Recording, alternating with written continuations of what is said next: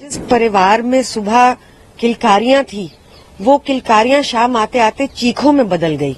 और ये कुछ और नहीं, भाजपा सरकार का करप्ट मॉडल है जो एक्सपोज हुआ है।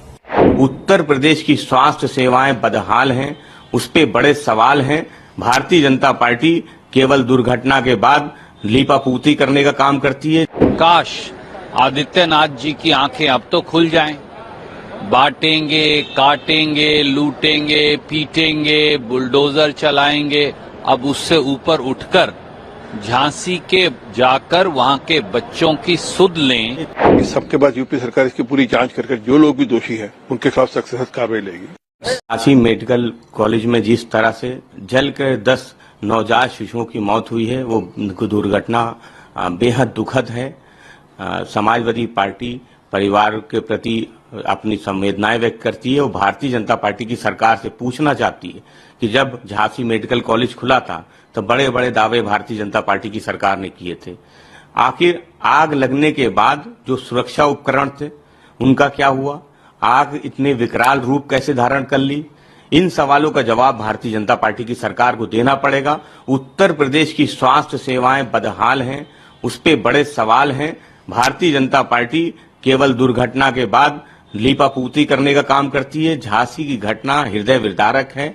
इस घटना में जो भी दोषी हैं उन पे सख्त कार्रवाई होनी चाहिए। भारतीय जनता पार्टी की सरकार अपनी जिम्मेदारी से बच नहीं सकती। सब परिवारों को भारतीय राष्ट्रीय कांग्रेस की ओर से, मेरी ओर से मैं जहां संवेदनाएं व्यक्त करता हूं, काश आदित्यनाथ जी की आंखें अब तो खुल जाएं। बांटेंगे, काटेंगे, लूटेंगे, पीटेंगे, बुलडोजर चलाएंगे। अब उससे ऊपर उठकर झांसी के जाकर वहां के बच्चों की सुध लें ताकि इस प्रकार के हादसे फिर ना हो। उत्तर प्रदेश में ये पहला हादसा नहीं हुआ, बार बार ये हादसे हो रहे हैं आदित्यनाथ जी की नाक के नीचे। पर वो केवल नारे बनाने, लोगों को काटने पीटने के अलावा कुछ और करने से उन्हें फुर्सत मिले तो वो उत्तर प्रदेश की जनता की ओर भी ध्यान दें।